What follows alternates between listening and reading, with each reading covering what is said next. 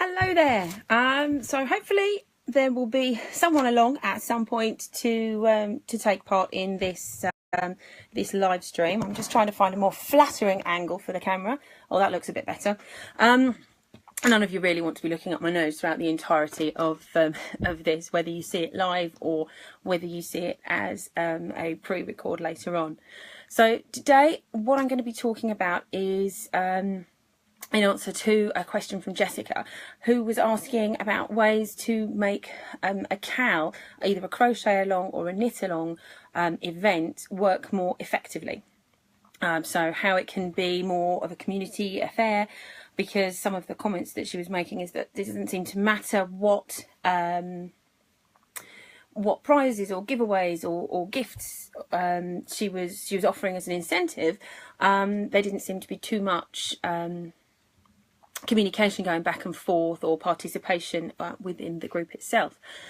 So having thought about this for a while, I think the way that I approach a KAL is that I'm hosting an online party. So if I was hosting a real life party, which always makes me very, very nervous, I'm always terrified no one will show up and I'm going to be left there with tons of food and drinks, and I'm just a nightmare when it comes to hosting a party. I'm terrible at, I'm not terrible at planning them, but I always get so nervous and my stomach gets in a tight knot that I get quite stressed by the whole thing. However, I take the concepts of organising and hosting a real life party and apply those to my KAL, my online crochet event or knitting event. The same good host duties that I would take to fulfil for a real world party, I apply to my online one. So I'll just walk you through what I mean by that, and then you can give me your thoughts. If there's something I've missed that you think would make a better party, then please let me know and share them around with people. So we start off with the actual preparation for the event. So you have to invite people.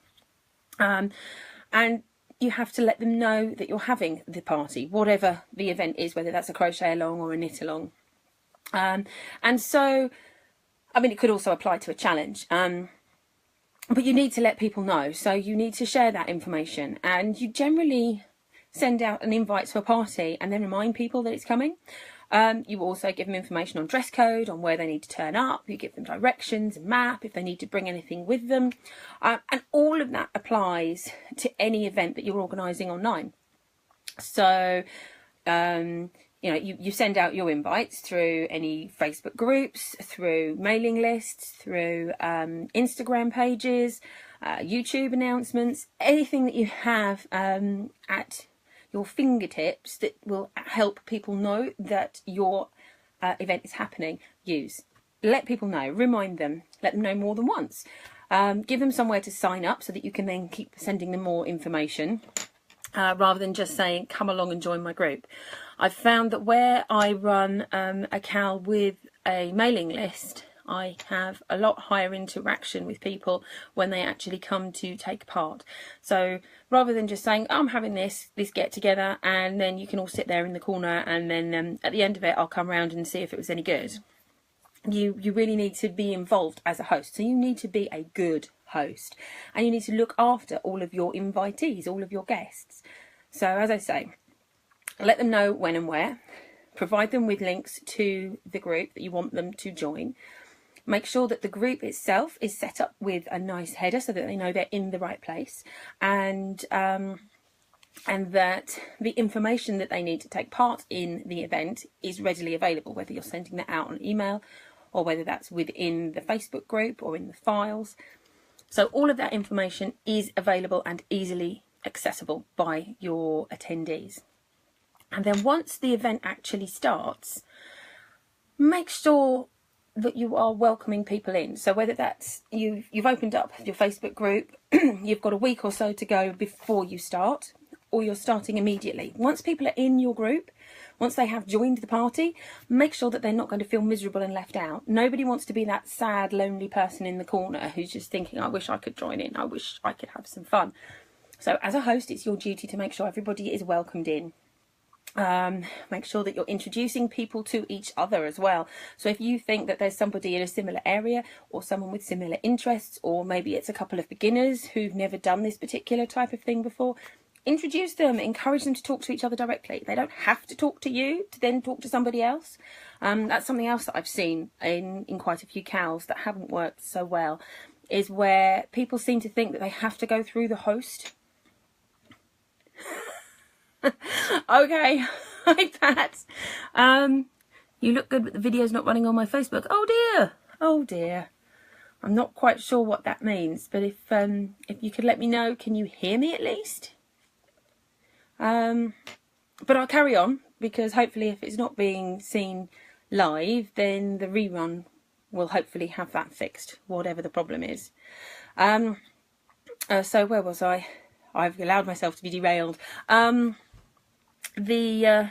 Yes, the KALs that I've seen that haven't worked quite as successfully are those where people seem to think that they have to talk to the host and can't talk to each other. Whereas... Hi Tinga. Oh, I think I probably completely mispronounced your name, but I do apologise. But it's glad to know that you can at least hear me waffling away. And we'll sort Pat out in the near future. We'll work out how to help her along. So yes, definitely encourage people to talk to each other and have conversations within the group, rather than saying, well, everyone has to talk to me and you can't talk to each other, because that's just not friendly. And it's going to take up so much of your time. In terms of mitigating how much time you're spending on the KAL, seriously look into getting some helpers, some friends, some people that you can rely on to moderate the group, so that if you're in different time zones, when one of you's asleep, someone else can be answering questions if questions come up, or can at least say, yep, someone will pick that up in the morning or when they wake up, so that people aren't left hanging. They know that someone will be addressing any questions or concerns that they have. And it also means that you're not left running around in the background and never being able to speak to anybody. Conversation is incredibly important. So if somebody asks a question, if somebody shares something, especially if they're a beginner in your group, then really take the time to support them and give them comments and feedback and compliments, not empty ones. But if someone's just shared for the first time ever that they've managed to knit something, you know, find it in yourself to find a way to compliment them on what they've done. It won't be that hard, but it all helps. It greases the wheels, and everybody starts to feel more comfortable and more able to share what they're doing and any questions or issues that they have. Definitely make sure that any questions that are asked are answered. They don't have to be answered immediately, but make a note of them. And if you're going to do a live stream into your group or into your KAL group, then make sure that you're answering those questions in the live stream if you don't have time to type them all out or write responses. Nothing will put somebody off more than having a question that just isn't being addressed, especially if it's some sort of make-along event. They will just start to struggle and feel it's not worth it, and then they'll lose heart in the process, in themselves and in you, and none of that is what you want for a happy party for your event at all. And definitely, if you feel things are starting to flag, or even if you don't, even if everything is going along splendidly, make sure you're still inviting stories, you're asking for photos, you're asking for progress, asking for people to share what they're doing, asking for advice, ideas, suggestions, hints or tips. I mean, if a new member of a group can come up with a tip for the rest of the group, that's very, very bonding. It gives you a wonderful feeling of accomplishment and acceptance. So definitely keep reaching out and asking people for content or contributions. That's the word I was looking for contributions that will improve the process for everybody. Am I rushing ahead too fast? Because I seem to be coming to the end of my list, but I'm not sure if anybody's actually been able to follow along. So hopefully you will be able to. I am actually going to be writing all this out into a blog post so that it will have some tips at the end and a description of the timeline of events. So the stages that you would go through if you are working on a KAL or a KAL or a KAL, a curly KAL or a kicking KAL, as my kids would say, for either crochet or excellent. I still don't know if I'm pronouncing your name right. This is terrible. So yes, I will have that timeline that you can scale up or scale down, but it takes you through the basic steps that you need to run through to promote your event. Not in any huge way. I'm certainly not saying this is what you need to do to go out and start sharing with Facebook ads or massive marketing steps or anything like that. This is simply Tiennaka.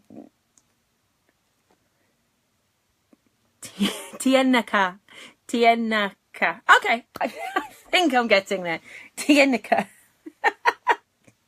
Oh dear. I'm sure you'll tell me properly away from the live stream. And hopefully that will then help people to start to plan their... Oh, tea. See, I know tea. I understand tea. Teenaka. Okay. Sorry. I'm completely blown away by my inability to pronounce a name. I'm so sorry. Yes, so hopefully next time, and again, don't feel that you need to have 8,000 people sign up to your event for it to be a success. Finding 5 people that want to take part in your event is fabulous. Then growing on that next time around, they will tell their friends. So it's making the event a success for the however many people sign up. No problem, you don't have to shut up. I'm glad somebody is here to talk to.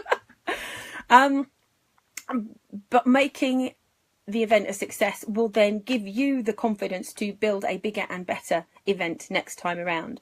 So whether that's for 5 people or 45 people or 400 people or 4,000 people, as long as the event each time you run one is a success and people come away feeling good about what they've done, what they've learnt, and the whole experience, then the next one you run will be more successful and it will have more people, and you'll be able to use quotes and comments from the last event to promote the next event, and people who have attended one of your events will then be more happy to share. Oh yeah, I know this guy's brilliant. Their KAL was brilliant fun, and we were all taking part, and there were conversations, and everyone was happy. And you can top it off with giveaways if you want. But I think if you focus, my personal opinion, if you focus too much on the giveaways, it becomes quite stressful for beginners and for new people. That's not to say don't do a giveaway. A giveaway is a fabulous thing. You can give away yarn packs, or you can give away stitch markers, or you can give away patterns, or you can give away all sorts of things. But if you make the giveaway the whole purpose of the KAL or the event, then people lose focus on the community aspect, and it's the community aspect that will have people coming back to your next event, and it's the community aspect that will have people talking about you in a good, positive way. If the only thing that they've got, because it's been hosted poorly, is I went in for this prize and I didn't win it, that's not going to reflect well on you, your pattern, your product, your service. So you need to keep that in mind. It's a wonderful cherry on top of the cake, but it isn't the whole cake. The whole cake should be the community aspect. It should be that Fred is now talking to John, and they're both meeting up to go for a coffee next week because they found out that they just live around the corner to each other, and they've got you to thank for that. So the community element is massive, and so to get that and to grow that, you need to be a good party host. So I hope that this will have been of use to people, and I hope it will encourage you to create your own events and to start building on those events and building on the size and success of those events. But as I say, even with 5 people turning up, that is still a successful event if those 5 people enjoy themselves throughout the process. That makes it a good event. And so this was my first live stream, and I will be doing these on a weekly basis, and on Tuesdays I will have a thread that comes out asking you what topics you'd like me to cover. Now I can come up with some suggestions, or I can leave it to you guys to actually say what you want or what you're having problems with, and then I'll do some research and then come back on the Friday with my live stream, which will hopefully address that. And then there will always be a blog post with possibly some downloads and some extra information and other materials that will help you moving forward. So I think I will call it a day for now.